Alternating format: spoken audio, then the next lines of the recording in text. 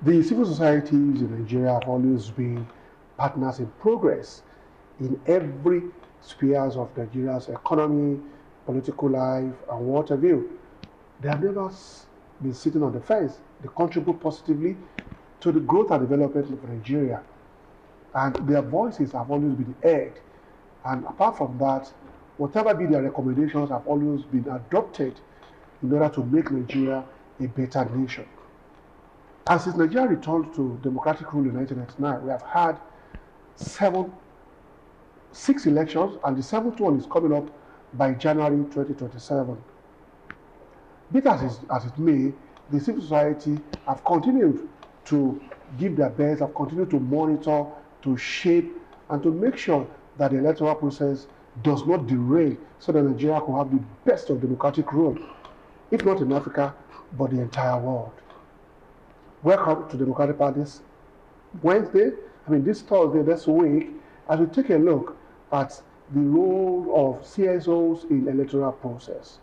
Don't forget that they also engage INEC, the election empire, the register, they move from one polling booth from one state to the other to make sure that the process is indeed thorough, transparent, free, and fair, so that whosoever is elected at any level of governance in Nigeria will be able to give a good account of why the mandate has been given unto him or her. Joining in the studio is the National President Committee for the Defense of Human Rights, talking about Comrade Yinka Folari. You're welcome to the program. Yeah, good afternoon, and good afternoon to all our viewers from wherever you are viewing us from. Thank you very much. I'm equally expecting another civil rights advocate, Comrade Fidelis Igbodipe. We are hoping that he will join us in the course of the program. But we kick off right away. My name is Tunde Shodeke. I hope you pick one or two things from this edition of the program. Now, let's start this way. Why has the CSOs in Nigeria taking the issue of electoral process so serious that you want your voice to be heard, you want to be seen, you want to be in the forefront? Is it that the political class cannot do it and do it right? Yeah, thank you very much. If you look at it, you will understand that when we talk about civil society, we're talking about those advocates that stand to defend the rights of the people, that stand to promote peaceful coexistence among the human beings, and even to an extent, we also extend it to animals in some cases. Now, don't violate this, don't violate. And to ensure that it is for things to be done properly, to be done rightly. And we promote rule of law, and we believe that rule of law should be the cornerstone for any democracy. And for us, we stand in gap for the downtrodden. We speak for the voiceless, we speak for the less privileged, and we speak for the development of our society. And to get such done properly, it is to engage accordingly. Most of us are pro-democracy organization. We believe in the democratic process and the process of electing leadership through the decisions of the people, through people's mandates. And to get that, we can't take the back seat. We have to engage accordingly. We bring together all critical stakeholders to discuss, to deliberate, and to engage them critically on getting all those ingredients that will make us to have free, fair, and credible election possible. So we have been at the forefront of democracy, even during the military days, because we believe that no matter what it is, any form of democracy is better than whatever military rule that you may think of. And because we are part of the struggle for the emancipation, the enthronement of democracy in Nigeria, we cannot leave it to them, to some of the opportune ones who never knew, who never understood even what democracy is all about. So we can't leave it to them. And that is why beyond the electoral process, we also engage in post-election activities. Like prior election, we go on to the society, to the communities, get the needs of the people. We echo it before those who claim to want to represent them one way or the other. And we also create a platform. We create a platform. We moderate the atmosphere that come. You are contesting. You should contest through a free and fair process. You should engage in campaign. You should engage in a normal campaign. You shouldn't engage in issue-based campaign. You shouldn't engage in campaign of calumny. To engage in campaign of calumny is to deprive people of the right to know what you claim to have in stock for them. And you will agree with me that in Nigeria, over the years, we have seen the electorate being robbed of their rights, especially in the aspect of some of them don't even have opportunity to know their candidates. And when they go for campaign, oftentimes they are not issue based. You only see them coming, throwing tantrums and engaging in very, very unwarranted behavior. And we felt that no, that should not be. Let the electorate know what you have in stock for them. Let them critique, let them scrutinize, let them examine you. And so that will form their decision as to who and who should we go for. And beyond you being a candidate, we also feel that you must reach out to the people. The leadership should be decided through the ballot and not through the court or through any other approach. It shouldn't be through thuggery. It shouldn't be through manipulation of process. It should be through a free, clean, and credible approach. And as we do that, we encourage politicians in so many ways that come. Let the campaign be issue-based. Political parties, we encourage, we charge them oftentimes, you should practice internal democracy. Whosoever you are bringing as options for the people to vote for, let such candidates emerge through credible means from your political party, so that you won't end up presenting a very wrong... but the CSOs do not have the constitutional power or constitutional right to interfere in party affairs, because the party has the right, the party has the wherewithal to determine who should represent their party in the electoral process at any form. Yes, we don't interfere, but we also often charge them to do what is expected. The process through which your candidates emerge also matters a lot. You can't say because we don't have the local standard to do one thing or the other, then you want to present a criminal as a convict as a candidate. We will raise our voice that come. You can't go that way. That candidate you are presenting is a convict. He's an ex-convict. He's an ex-convict. You can't go that route. The masses need to know, and that is why we often create the atmosphere to let even political parties, we engage them. We do organize strategic forums to let them know what the law requires as to the process through which a candidate should emerge even from your party. Okay, yeah, the interference or the intervention of CSOs in the electoral process, is it constitutionally backed up? Because you talked about obviously you are to defend the rights of those that are supposed to be on the political class side, and even the electorate. The electorate. We have to defend and also ensure that the process through which leadership emerge, the leaders emerge, is seen to be very, very free and fair. And in any case where such is where there are shortcomings, yes, we document and we raise our voice, we come up with our reports and such. And we can also we can call for proof of the process. We can call for approval of the process. It is not limited to, yes, because our political party, then we can present all sort of public scenario we care less about, because that person is going to represent not himself alone, not his political party alone. He's going to represent the society. If you elect a criminal, he's going to steal our commonwealth.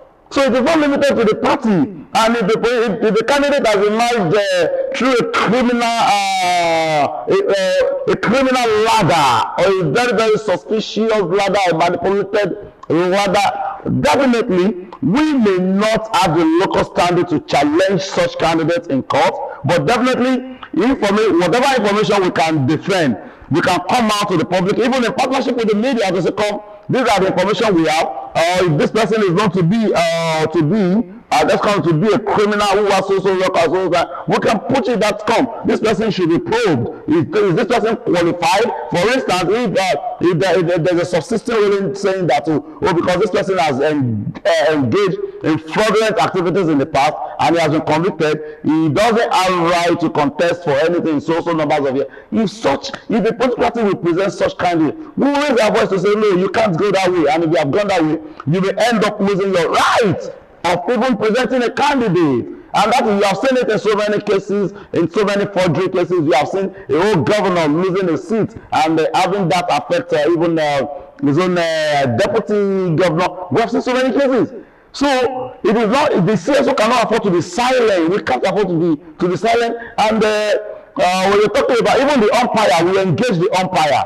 Despite that, we observe the processes, we document. At the same time, it is not just expected of us to just keep silent and allow it to keep thriving. Okay, all right. Okay, now by next year January, it will be the 8th election, general election that Nigeria will conduct.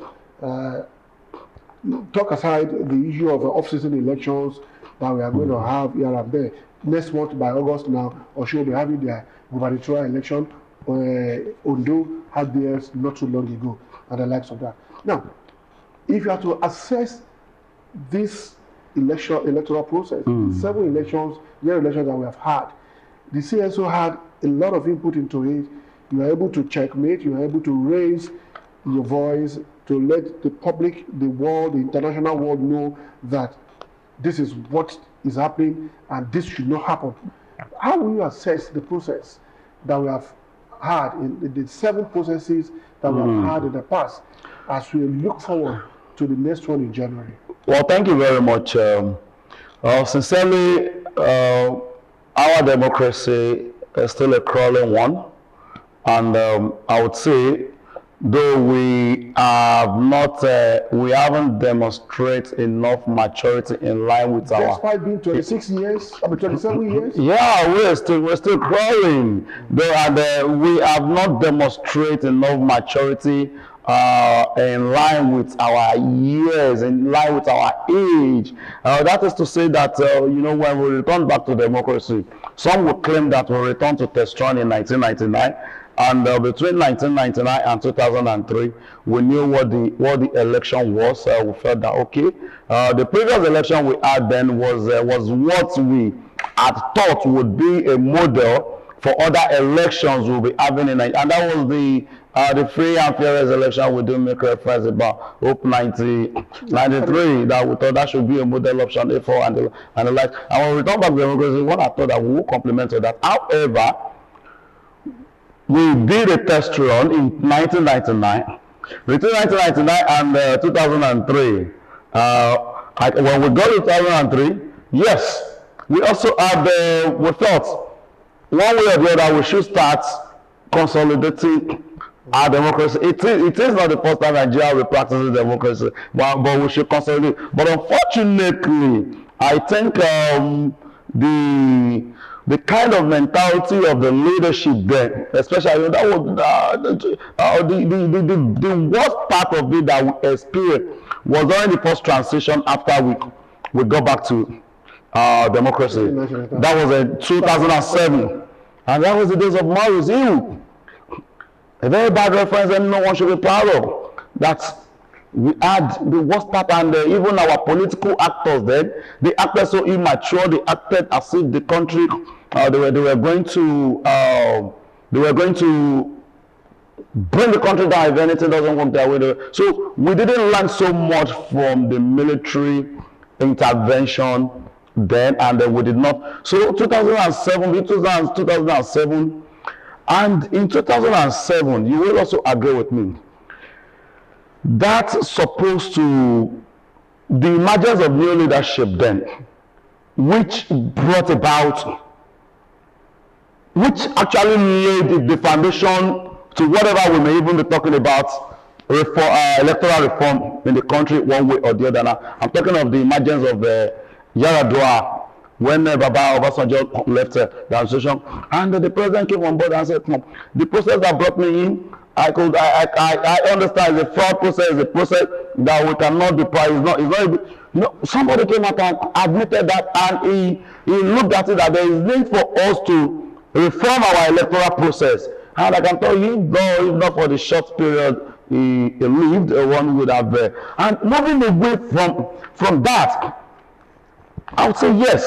We are dancing the do or die affair of the thing that came about. And those are part of those things that brought about a retrogression that makes politicians to think that ownership mentality, we must, no matter what, we must remain in authority, we must do this and that. But merited to some, we shouldn't be too proud of them, we shouldn't be too proud of them, but at least moving forward, we saw a resemblance of having the people, between 2007 and even 2011, masses were losing confidence in the electoral process, believing that no matter what happened, our vote doesn't count.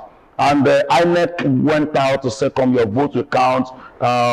Just go out and you should play your part. Your vote will count. Defend your vote." So many aggressive positive campaign went on, and the electorate actually cooperated with both the INEC and also the civil society and even the media to say, "Okay, let us see where this will take us to." And I must say, the reference point that actually challenged all of these excesses was the 2015 election, where the will of the country would have been so much tested. But for those who made so many interventions, including the media, the society, the international communities, and others that said the process must be taken properly. And that was an election, that was during Professor Atayu Jega, and that was an election that saw a president being removed from office. Yeah. He wasn't re-elected despite all the powers and everything. So, and I felt from there we should be moving to say we are consolidating democracy. But unfortunately, our political actors have not been helping so much. You still see them engaging in a very what I often term at times as terrible form of campaign that incites violence, that brings about voters' apathy, that threatens the collective peace of the people, which is not the best the best form. So that election of 2015 was to an extent, at least it was a way to say that we are consolidating democracy. But thereafter, what have we seen? 2015, 2019, as we had another election. Yeah, INEC was consolidating the introduction of beavers. Introduction of beavers to say, come, it is not just about your votes counting. Yes, we know that between 2007, 2011, it was the issue of the ballot papers, ballot box snatching and the thugging and the likes. But now INEC came out in that 2015 to tell us that, come, even if you go out to snatch ballots, we have already we are deploying technology to protect the vote, and the electorate felt no. Yes, we are moving forward, and which we actually acknowledge, and reasonably that have been assisting us to a very large extent. So we saw it in 2019 election. There were reduction in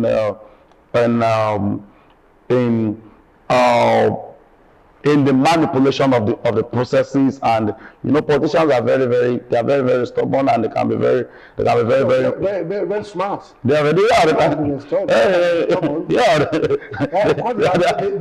is what they do. That's what I was. Yeah, so if I call it smart, if I'm using the word smartness, and I say I want to accompany it with wickedness, because when you intentionally deprive the people of their right to choose their leaders through an agreed, a collectively agreed process. We all agreed that we want to, though in 1999, the constitution, it was they sat for, but we still adopted the document and agreed with them, and we felt that the best form of government that we're running is good for us. So if we have all agreed on that, and you're part of it, and yet you still believe that when you cannot win through the ballot, you want to go through the back door. So that is an act of wickedness. So I felt that yes, we should be consolidating our democracy. Considering the numbers of years we are, we should know that it is still a very, very fragile democracy, though, because we know those, even the Western world that we're copying some of those things we do, we borrow from, we seems to act we act in such a retrogressive manner. We try to outsmart ourselves, we try to downplay the system, and it has not been helpful. And that is why people will still believe that INEC did so much. Let me give it to INEC to understand, to say we are introducing this, we are introducing that. But yes, I want to agree with you as well when you talk about smartness. I just got to remember some things now that despite all effort to say, come, we want to shun, we want to curb all forms of electoral manipulation. We saw another insight, another approach of vote buying. It was vote buying, impoverishing the masses, and taking advantage of their vulnerability to trade their right to choose their leaders. Vote buying was introduced many years ago. I think even since the so-called 2007, we have been seeing the aspect of vote buying when you try to trade the people's right from them. But unfortunately for us as a country, what we are now seeing, it is vote trading. Vote trading is a situation where the buyer wants to see what is buying, and at the end of the day, you see and you buy. You vote and you go on to collect money. That is an act of wickedness. But then, with all this analysis that you have put on the table, the CSOs have equally been on their toes in order to ensure that there is a transparent, credible process. Now, your interface, I mean, what I say your interface, I mean the CSOs. Our engagement. What are the engagement with the election empire that's talking about INEC? Has it been yielding, or has it yielded any result in the past? If not, is it yielding now, or we are prospecting into the future that we are likely to get it better? Yeah, thank you very much. I would say, without mincing word, that our engagement with INEC has also contributed to whatever positive outcome we might see in whatever form the INEC has been pushing forward.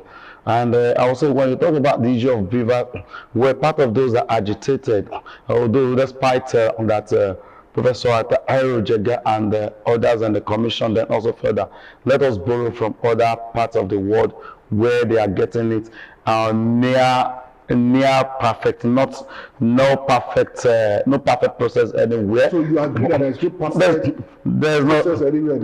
I will tell you there's no perfect. It's not an isolation. But Nigeria, worst of imperfection is the wicked type of imperfection. Why I would say that is this, yes, no perfect situation anywhere, but there are mechanisms that checkmate people, that when you go this way, there are mechanisms that will checkmate you. But in our own situation, it is an indiscriminate act. Nobody cares about anybody. Nobody cares about whatever will be the consequences. I am an authority, or I'm a big man in the society. I can influence, So I think that is our own type. But in other crime, you will see people, even if you see them going the other way, they will still be scared of what the consequences will be, or people who are watching. We care less about records, and that is why you see some criminals can succeed there. They can succeed in being elected into public offices, because the determinant of what takes them there is not about the credibility alone. Okay. So for us as CSO, we have been engaging, and like I said, whatever success that INEC has recorded, of course, they won't divorce it from the intervention and impact of the of the CSOs. We've been partners in service. And but unfortunately, as part of the smartness they talked about, it got to a point when some of the so-called politicians will say that, okay, INEC is tidying things up to an extent, even they could go on to corrupt any of the institutions that is associated to enthroning or validating leadership in the country. And that is why you see that despite that the processes are there, who is qualified to hold what, the requirement to be met before you can become what, you still see them going on to put themselves before the ballot, and at the end of the day moving their problems to the court. You can imagine someone who takes like 7th position, 10th position in an election, and they're going on to, oh, I am challenging this process because I don't think the one who has come first is qualified. And at the end of the day, you end up saying that, so truly, what this person is saying, one way or the other, is true.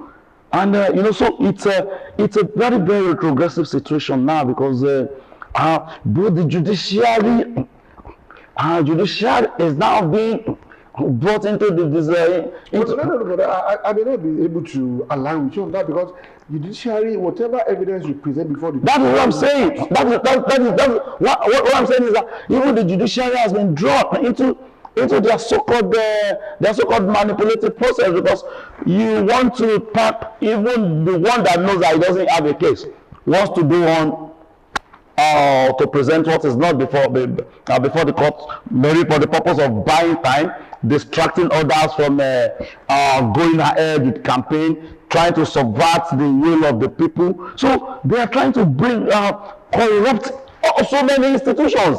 And I am not saying that judiciary is to blame for whatever is happening here and there. It is whatever they take to the judiciary will decide on. But our politicians, they should be very, very considerate. They should be considerate. They should understand democracy is still the best form of government that should be working for everybody. You don't force yourself on the people. If you are not elected today, you can be elected tomorrow. But you should allow the process be a free, fair, credible, and even transparent one, that at the end of the day, whosoever that has emerged will be glad to say, it is the mandate of the people I am using. But unfortunately, that to a reasonable extent has not been the situation. You see the so-called political parties, even they breach the laws. Monetization of processes and manipulation of processes, so many issues. But for us as CSO, we will continue engaging them, and we will continue with our sensitization of the masses, whether to disabuse their mind against the manipulation of the processes, a situation where, especially I talked about the issue of vote trading. We are in a season now where everyone is available. This is a season of I am available. You want to see them, they will be around you. You want to ask questions? Yes, some of them will do. Those who are unable to answer your questions, they would study how do we go about manipulating. Let us throw the con at them and see it is something else they will come for. So we have been carrying out community and grassroots sensitization of the electorate, and for the umpire, we've been engaging from time to time on the need for them not to derail and to all allow this democracy to work for us. And also for the security agencies, we also do engage. And we let them know. It is when we have a peaceful atmosphere that we can have governance. But coming forward, don't you think some CSOs are getting overboard? When election is conducted in Nigeria, Nigeria is a sovereign nation. Yeah. It is an internal issue that should be resolved within the context of the nation or the geographical entity called Nigeria. But we have seen some CSOs that will take this before the international world, international community, and you have talked about electoral process not being perfect all over the world. Yeah. It just the degrees varies, and that is what it's obtainable all over the world. So some of these CSOs will take it to the international community that they want them to wade in, to intervene and see how things could be done rightly in Nigeria? Yeah, thank you very much. You see, we can't divorce this situation. Nigeria is a party to so many international treaties and conventions, and human rights in respect to conduct of election is not something that can be treated with kids' glove, that can be treated with so. And when you talk about human rights, even the so-called democracy we are talking about, it is a right, and the international community cannot be taken out of it, because we have many bonds. We go out to observe their elections. The invitation is often extended to the international bodies also to observe our election and to participate, not as a voter, but even some will participate in terms of they give maximum support, reasonable support to both CSOs and even INEC and some other institutions in terms of capacity building, in terms of capacity building, in terms of trainings. So you can't be getting their support. And when it comes to reports, you feel that they should be it is our internal affairs. So don't interfere. No, it doesn't work like that. They were part of the process. They observed. They were foreign missions. They of EU. I'm talking about CSOs in Nigeria. Yes, CSOs. We work together. Some of the our foreign partners, they come, we collaborate, they train us, they train some of the local observers, and in some cases they even give logistic support. So definitely, if your report is coming, you have to look at it, and for us to even improve on the process and to give quality recommendations to the umpire, we will all sit down and look at it. Was this election properly conducted? What is our preliminary report about this? What is our post-election report? And it has to cover so many aspects. It is beyond the ballot. Well, like the security aspect, the pre-election, during election, the post-election, security aspect, the voting pattern, and everything. Does it comply with the guidelines? And when we look at all of this, if there are areas that we feel that INEC should improve on, we will come up with that recommendation. Even the international communities are also here. The missions, we also come up with reports. And we shouldn't forget that when you're talking about international communities, here you see a few of them during the election, but they work in partnership with some of the domestic observers, all believes that, and they get their reports. So when the report comes out, the local civil society organization can actually do a clear record that this is what we have seen. Let every one of us put our voice together and maybe press it on the umpire that next election your beavers should not malfunction. Next election, to reduce voter apathy, let us do more in the sensitization of the politicians who are engaged in campaign of calumny or inciting violence, which has threatened the people's participation. So all of these will help. And when we come together, the international put up their statement, oh, we observe election in Nigeria, so we have social statistics of what happens so time. If we can improve on this, if our politicians, if you can behave yourself well, if you will allow your participation of the electorate, it will give a kind of validation to your emergence. By the time they take to all of these things, it will assist us. If we talk about the Jegas regime, I'm not sure it was only Jegas. It was only Jegas doing that brought about the little reformation the country was proud of. It is as a result of many brains, many interventions, many contributions, many engagements that come across to form that. And when we talk about reports, and you want talk about reports, it helps a lot. So it is. We can't say they should not be part. When we talk about survey, at times I do smile when some people talk about Nigeria is a sovereign nation. As such, international community should not lend their voice. A threat anywhere is a threat everywhere. Okay, but since you have this constitutional role to play during the electoral process? Is the election umpire talking about INEC, are they duty bound to make use of your reports, your recommendations, because they also have a constitutional part to play in the electoral process, because they are backed up by the Constitution, their functions have been spelled out in the Constitution, and so this they have to follow and make sure that, and of course we also have the Electoral Act, which from time to time is being amended to suit the peculiarity of whatever situation we find ourselves in this country. So are they duty bound to make use of such reports? As a matter of fact, we don't monitor, we observe the process, and we come up with we are always expected to come up with our unbiased report.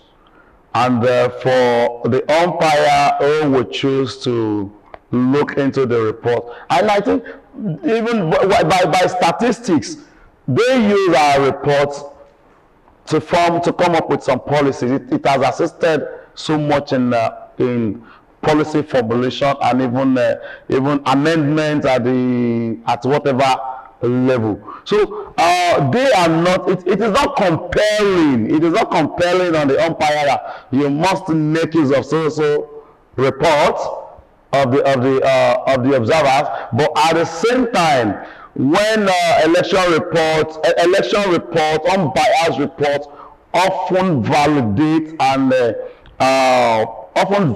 the credibility of a conducted election. When you deprive people from observing the election or from participating, definitely whatever they will, even depriving them alone is a report that will speak negative about the process. Just like saying you don't want media coverage for it. So if you don't want media coverage, are you going to cover yourself? So you definitely get a negative report. So they are not duty bound to say they must, because we will observe, we will come up with our report, and we believe that, and we can always make reference, we can always quote our report to say, oh, at so time we give so report. These are statistics of those that participated in the electoral process. This is number of registered, whatever. If INEC is telling you so figure, and the observers are coming to say this is what we have observed, away from what they claim to have happened there, our report will validate whatever they say. And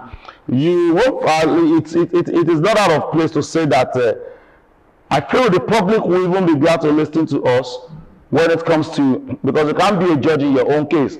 We have gone out to observe, and in an apolitical forum, we are not an extension of any political party. We are expected to be independent and to come up with any. So I see no reason why INEC should not be proud. As a matter of fact, they are always proud. They are always encouraging us that we should bring our reports. That our report has been guiding them in the past, and it has contributed in no small measure to whatever achievements they have made. But we have observed it, but we have seen in Nigeria that some CSOs have, when you talk about unbiased reports, undiluted report, we have seen some CSOs try to align with a political party. Maybe they have a preference for a particular political party or candidate.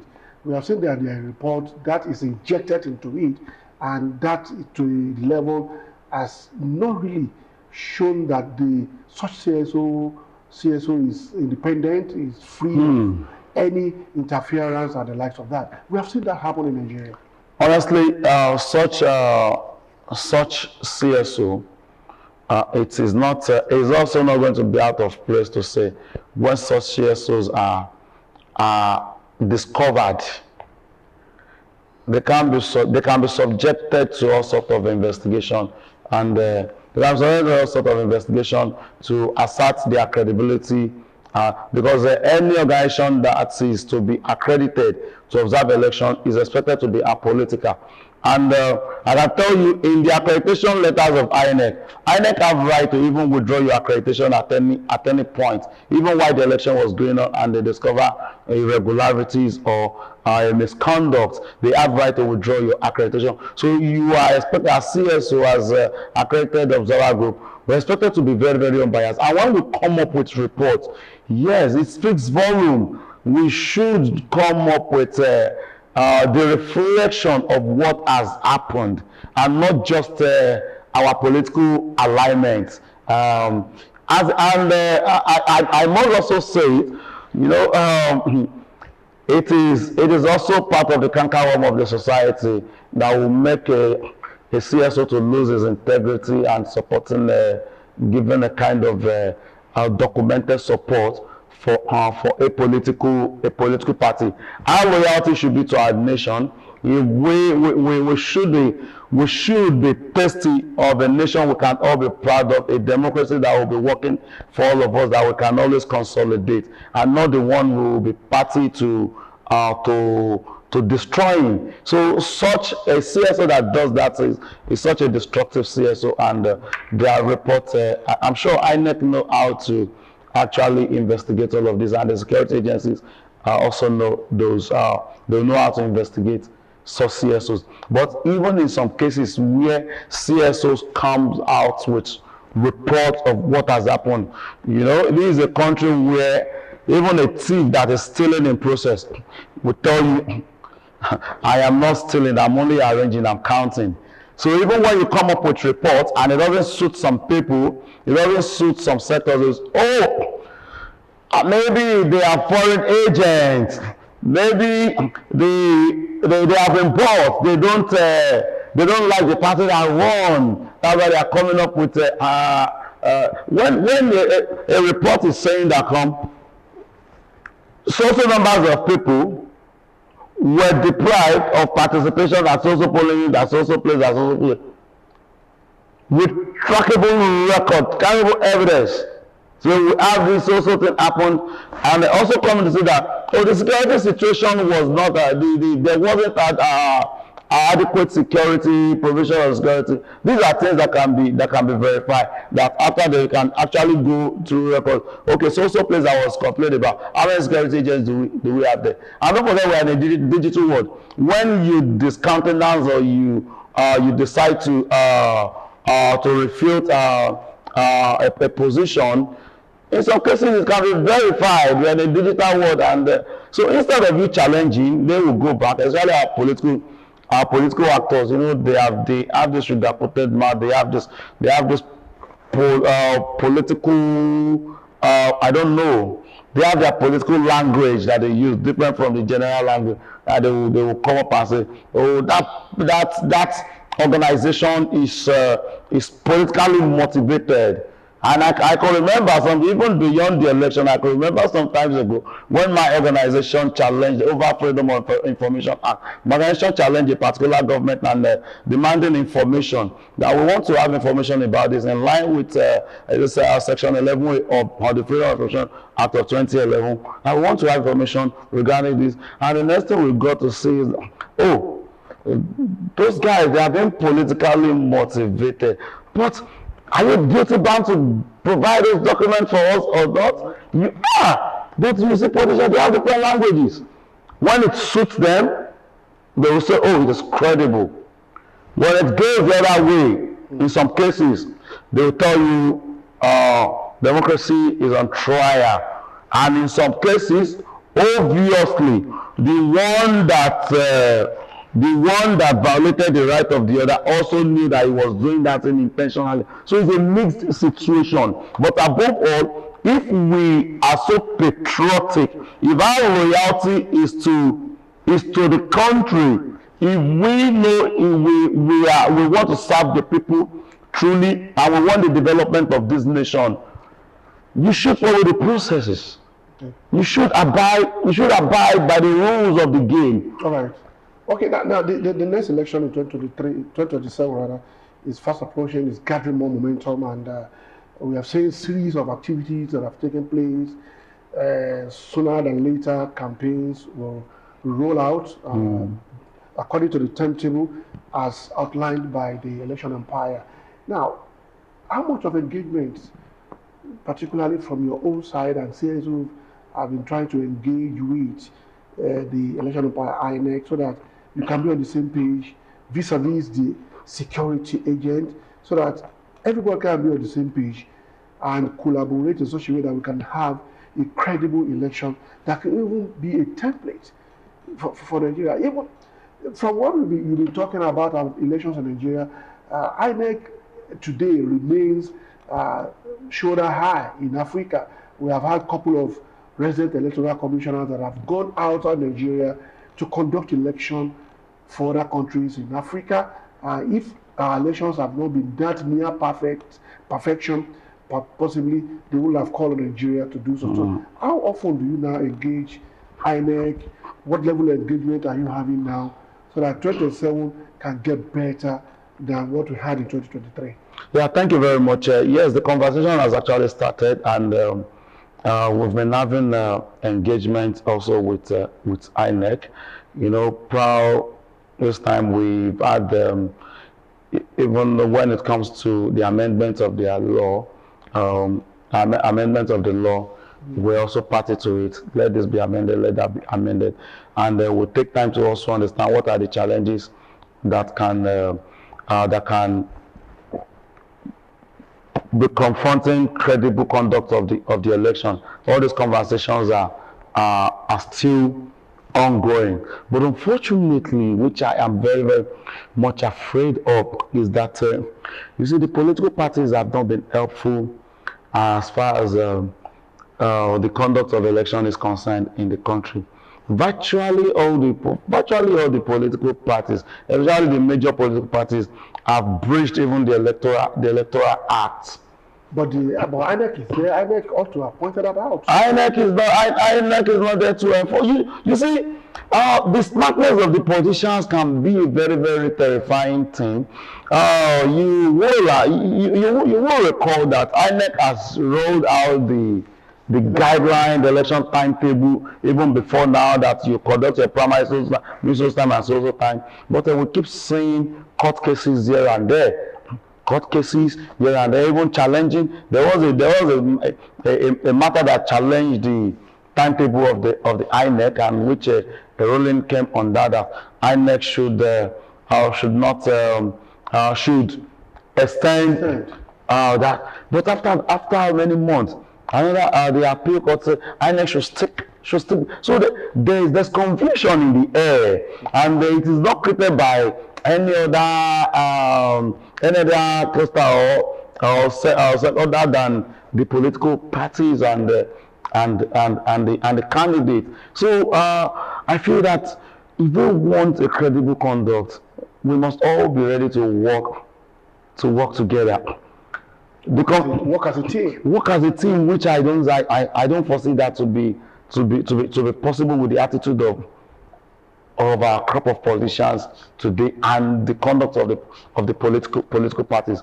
And for the security agencies, yes, we'll keep engaging the security agencies, because they play critical roles in as far as the election is concerned.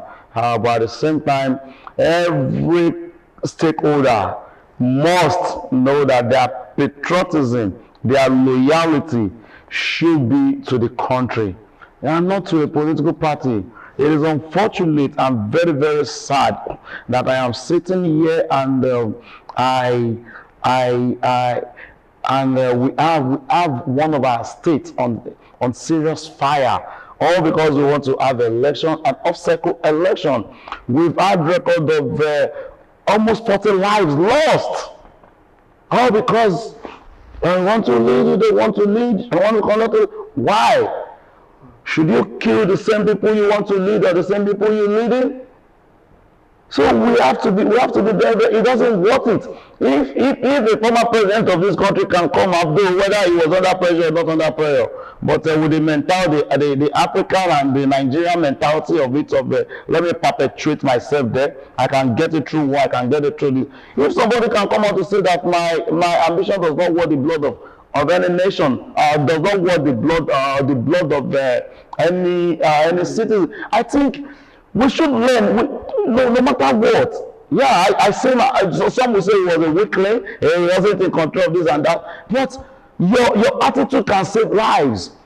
When you have power to destroy, if truly you love your nation, you love the people you want, why should you go to the point of saying a bloodletting situation where lives are being have been taken indiscriminately. It's a very, very sad one, and that is why I said I think if we are comparing ourselves to other part of the world, if we talk about if you are rating attitude of politicians, I would say that without missing word, I think Nigeria should have one of the most terrible set of politicians in the world. Okay, we are questioning our Comrade Folari. Are you suggesting, or does it suggest to us that we have institutions, our institutions are too weak, the political institutions are too weak? That is why our electoral system is still like a fragile process. This is 27 years. Last May was 27 years that we returned to democracy. Rule, and yet we are still talking of loopholes here and there. Does that suggest that our political institutions are so weak that we need to work on them and make them strong so as to guide the electoral process in the right direction? Exactly. Who makes up an institution? It is the people. The institution doesn't just emerge. It is the political will to let things work, which I would say successive governments that has come has actually one way or the other demonstrated, yes, I want a better society. I want a corrupt, at least reduced society. Policies upon policies have been coming, but when we build an institution at the same time we stand to be the one to destroy that same institution. That is what I say about this progressive aspect of it. We are strong institutions.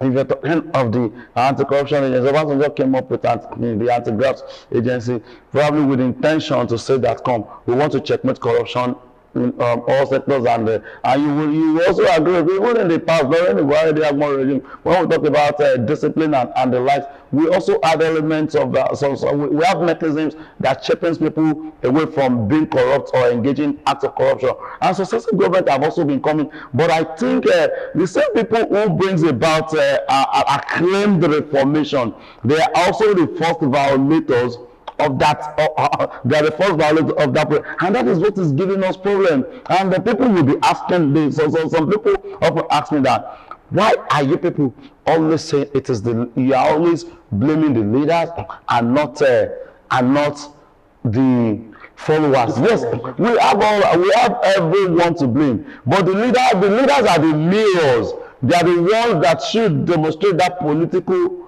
will that truly we want a better society, and the followers will queue and follow. All right, unfortunately, we are running out of time, but in one sentence, before we drop the anchor on the program, one sentence, what kind of election are you expecting in 2027? What kind of electoral process do you see coming up in 2027?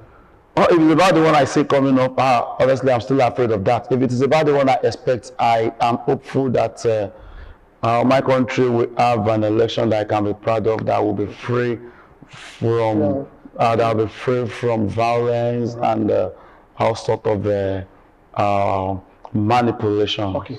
All right. Thank you very much. Time will not permit us to go beyond this level. That is the size of the program Best Week. And if you have really enjoyed that, it comes up every Thursday. So next week Thursday, we will move to the 8th month in the year 2026. I must thank our guest for his inputs, for his contributions, and for sharing his thoughts with us on the program. This will come with Yinka Folari, who is the National President, Committee for the Defense of Human Rights in Nigeria. Thanks for having time with us on the program. You're welcome, sir. I remain today, Shirika. I'll see you next week, God willing. Keep flourishing the peace of the Most High. Bye for now.